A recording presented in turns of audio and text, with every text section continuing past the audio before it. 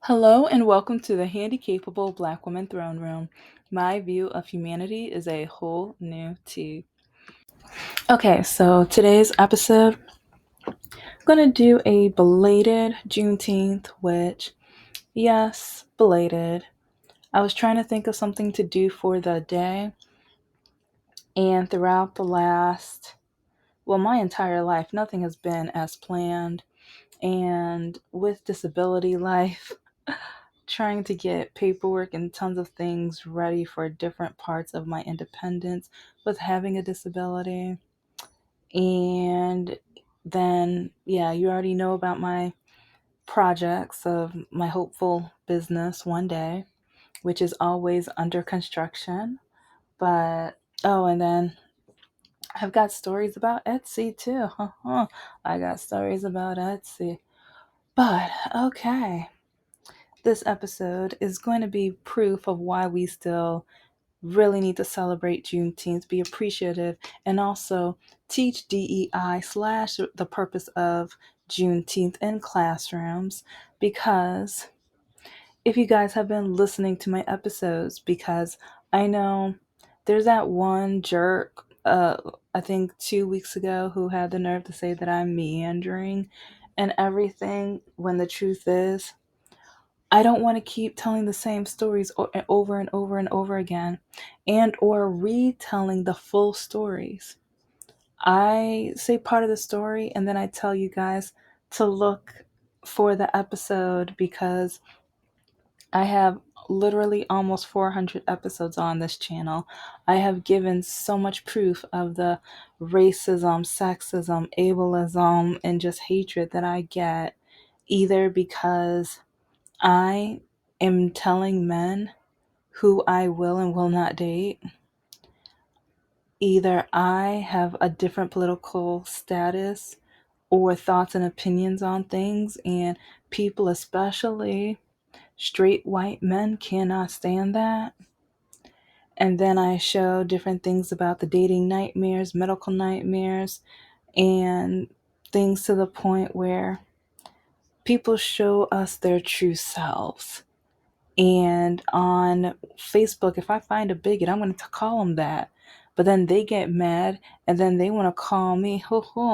Yeah, let's just say, oh, I've posted his screenshot several times, but there's a few more now because a young woman with the same last name had the nerve to try to.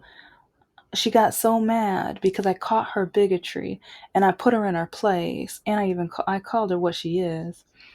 But then after a while, I only have so much time to tolerate for each one. So at one point, I got tired and I left her alone.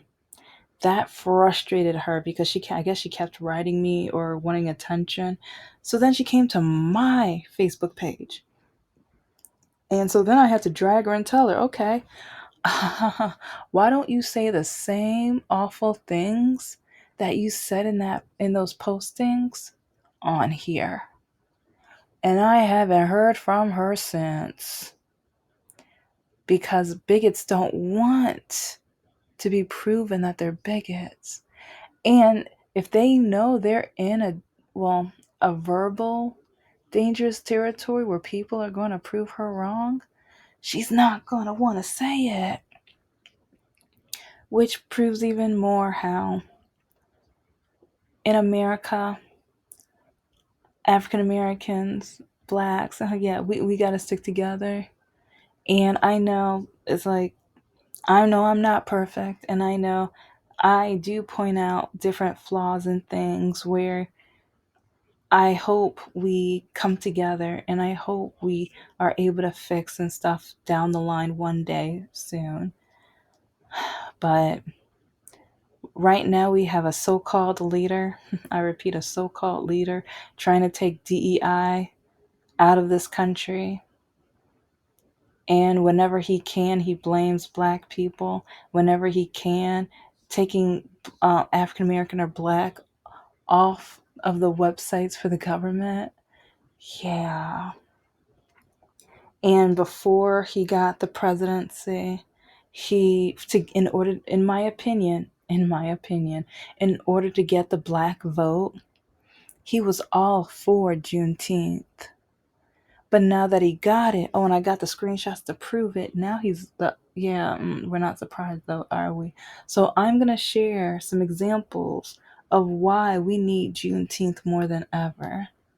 Because on dating apps, it's like I've been called a slave, Jim Crow, that N word so many times, and a slave, just really ignorant, awful, terrible words, and majority of the time, and I say majority because sometimes, yeah, Hispanic and Asian men want to call me that too.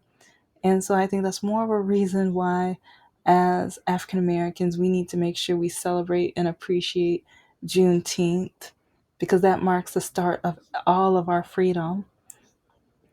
But yeah, mm, sometimes it's just disgusting how the groups of people of color look down on us, while most of the time we try to cheer them on, encourage them, and we try to come together because we know the struggle.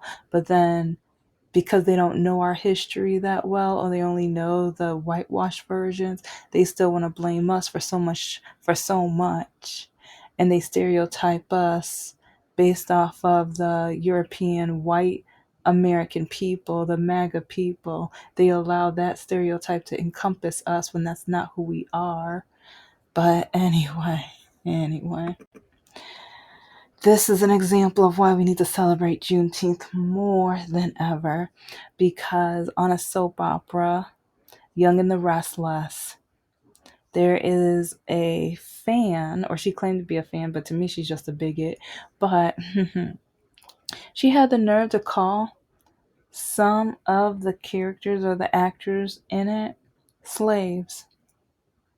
Yeah, with her full heart, she called them slaves. And if you guys have been listening to my episodes, River of Racism, I already have so many episodes, but I show you guys how they treat black women whenever we are the lead, or we have a really amazing role, or we have a just dynamic title or position within either film or whatever type of entertainment. They don't like that. They can't stand that. But yeah, this no good racist.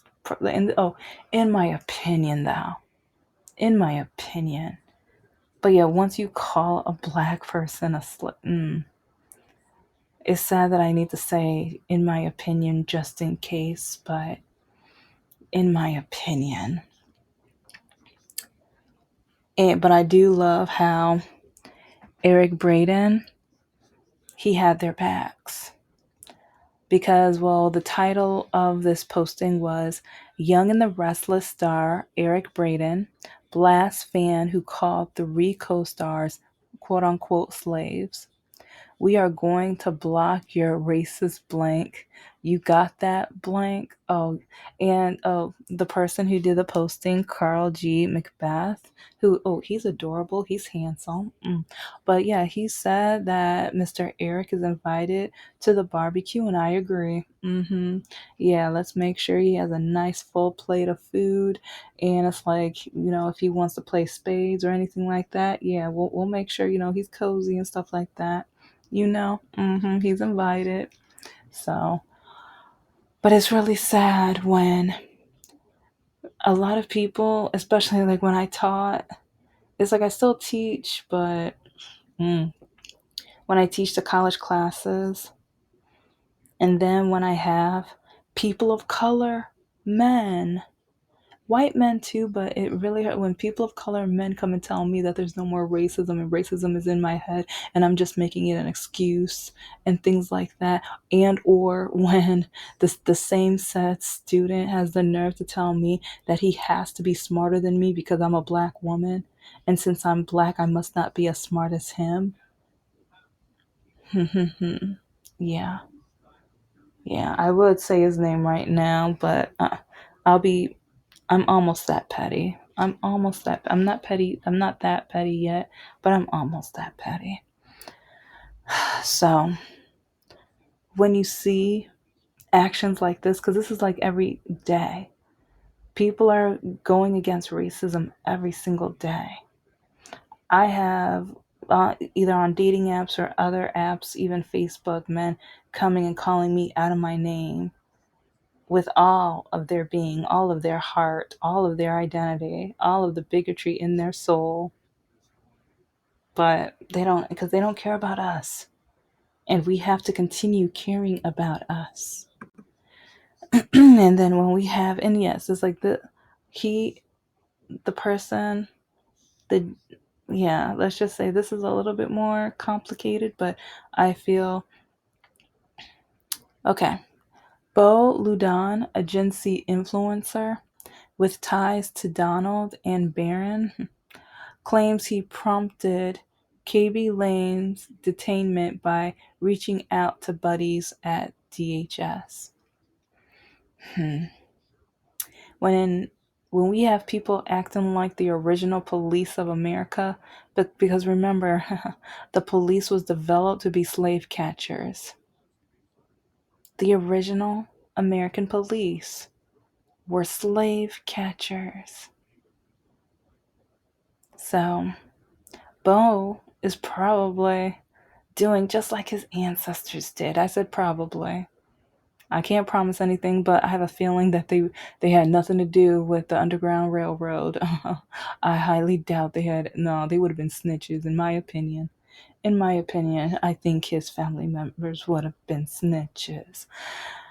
But and or Bo is the type of guy who probably thought the Underground Railroad was a literal railroad because I keep coming across especially white people who tell me that the railroad was actually a railroad or the Underground Railroad was actually a, and that's when I get really mentally upset because I'm just like, who was your teacher? Who was your teacher? And when people try to, then when people have the nerve to tell me that they have to be smarter than me, but they think the Underground Railroad was an actual railroad, and then they say that like Martin Luther King, Rosa Parks, and Malcolm X was just for publicity and things like that. Oh, but then you say that you have to be smarter than me. Mm. And then I told you I was going to have proof. The orange man who ran on making Juneteenth a national holiday in 2020 and who said, I've done more for the black community than any other president. And I say, with the possible exception of Abraham Lincoln, just shared this message on Juneteenth. Yeah. And now you guys can see the message that he wrote. Oh, it's like he cares more about, it's like, and yes, he's a so called quote unquote businessman. Yeah, so called. In my opinion, he's so called because yeah, a lot of us already know about the story about how he got his money and everything like that. And but then also all of the scams, which in my opinion, he's still scamming you people. But then you guys are jumping up and down with all of the meme coins and then the Trump phones and the watches. And I'm missing some. It's just one after another after another. And some of you guys are just continuously helping him. But then some of you guys are like, he doesn't get his paycheck. He doesn't get his presidential paycheck. Yes, he does. He lied, like, and how many times has he lied to you? But some of you, some of the MAGA people have the nerve to say he's never lied. But then it was proven that he lied about not getting his paycheck. But when people show the proof of him getting his paycheck, people like, yeah. But yeah, so let's just say it's he, I guess he's worried about people not being able to get their paycheck because if they don't get their paycheck, maybe they won't be able to afford his phone and all of the other items he's trying to sell you guys. And then he's trying to say that they're made in America, but I keep reading and finding that they're not so, yeah, yeah. So, but he wanted Juneteenth when it could get him some votes. But now that he's in the White House, now he's against it. But then you have to remember what he called Africa. And you have to remember how he belittled Kaepernick, who was fighting for the injustice that was going on with African Americans and the police. Yeah. So it's really sad how we're in an area or a spot in history where our freedoms are at risk again. We're starting to repeat history again. But then some people are still applauding the fact that we are possibly going back. We have a current president who is allowing segregation in the gut, like it federally. But then people say that's not racist. And but then he's the first president that's not going to be invited to the NAACP benefit. Yeah. So thank you. Yeah. Oh, thank you, NAACP. Thank you, because we. Oh yeah, and when he went the other 4 years when he was in office, he never said a word. He didn't have a speech. That's what I heard. That's what I heard. But normally with the presidents, usually they have something to say, some kind of speech, but he never did. And I applaud the NAACP. Thank you. Because he keeps, like, back then he kept saying, I've done the most. No, you didn't. No. And then a lot of MAGA bought into it. And then with those COVID, like, checks and everything, people thought that was your money. People, it's like, because then he said that his name had to be on the check, and so people believed that it was his money, but the money was voted on by our Senate, by Congress, and everything like that. That's how we got the money. We got the money from our tax dollars. But then he wanted credit for it, and then people actually went along and believed that that was his money, when that none of that, not 1 cent, was from his dime. But yeah. Yeah. And another reason why we need to celebrate Juneteenth, I've already had at least, I don't know, I lost count of how many River of Racism episodes, because especially talking about the Little Mermaid, and how many people posted some of the most disgusting, awful, terrible, bigoted, racist, just fastest, just disgusting posts. But now, with Ironheart, we're repeating the same thing. With Tinkerbell, same thing. Whenever the leading role is especially an African American woman, that's when the rest of the world thinks they can beat us down and tease us, mock us, and tell us we're not worth anything. It's like Juneteenth. No, we have our freedom. We have our freedom. That's a day we could celebrate, because we are now able to be our own main character. We're not enslaved to help you with your main character role. And people are so happy to be able to mock and destroy or stereotype us, because look at what Jeremy Brown had the nerve to write. Yay, another woke superhero. Just because a superhero was black. Like, so many people think just because a character is black, that means, like, and you know what? Nothing's wrong with being woke. I'm proud to be woke. I'm proud to be empathetic, sympathetic, compassionate, caring, loving. I take it as a compliment. If you're not woke, yeah, I don't want anything to do with, no. I mean, it's like we could be in the same room and everything, but do I want to have a full conversation with you? It's because the way we see humanity is totally different. I can tolerate you, I can get along with you, but just don't, yeah. I'm not going to volunteer and spend quality time with you, no. Because I don't like when the breath from hatred is coming my way. No, no, thank you. Because again, okay, I didn't finish Jeremy Brown's post, but yeah, he says, yay, another woke superhero. She is going to put her hands on her hips and say things like, you know that girl, and not in my house, homie. Lame. The MCU fails again. And like I said, I have several more screenshots. There's a few more examples on here, but this world, it's so sad how all around the world they look down on us. They look down just because of the color of our skin. But then they want to turn around and quote Martin Luther King. They turn around and quote African American greats.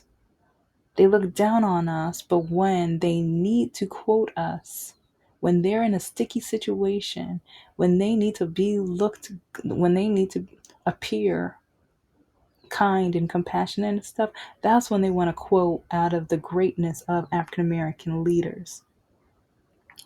That's when they want to be fake, but then they want to pretend.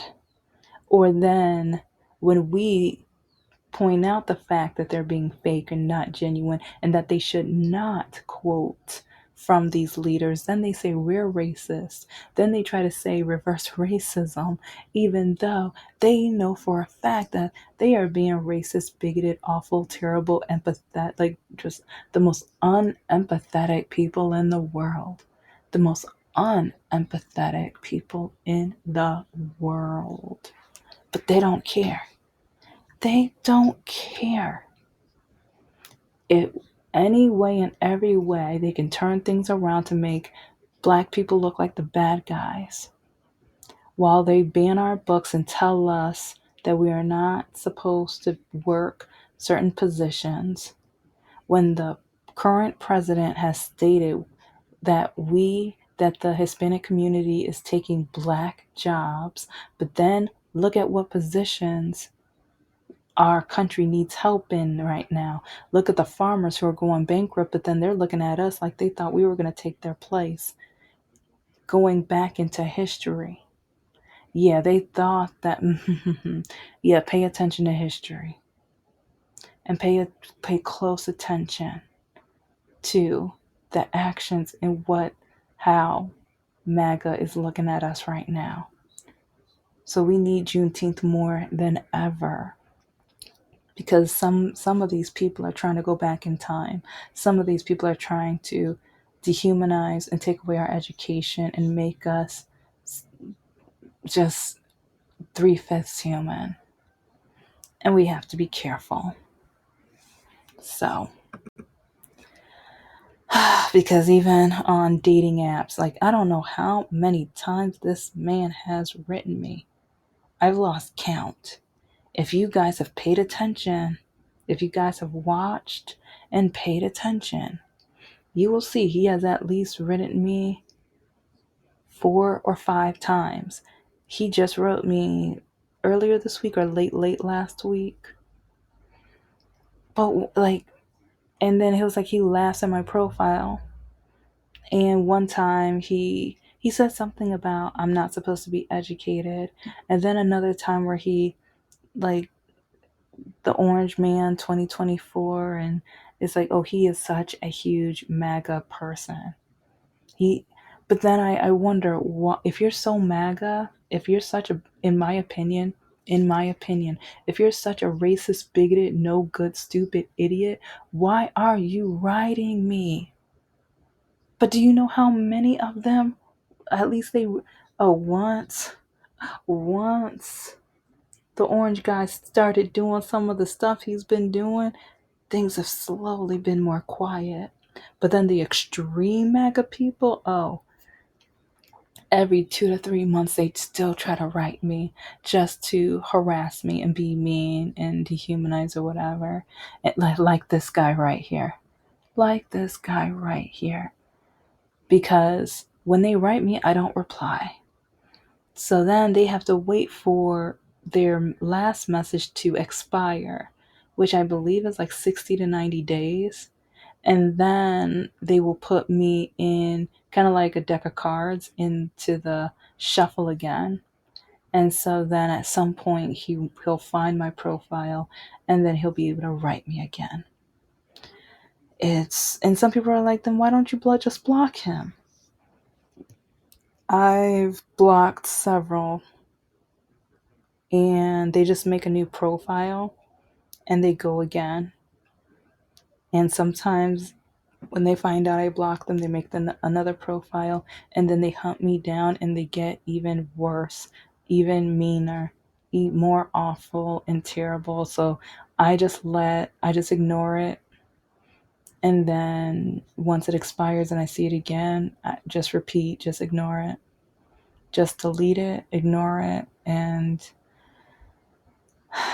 But this is why we need Juneteenth, because it's really sad how on different dating apps, some, like, if you guys have been listening and watching my episodes, so many of my episodes, I show you the proof. I provide everything you need. And when I get so much hate, especially when white men tell me that I am not supposed to be educated, I am not supposed to invest. Who do I think I am for having standards? And since I'm a black woman, aren't I supposed to already have 3 or 4 baby daddies? These are the things they say. These are the things they say with their whole heart.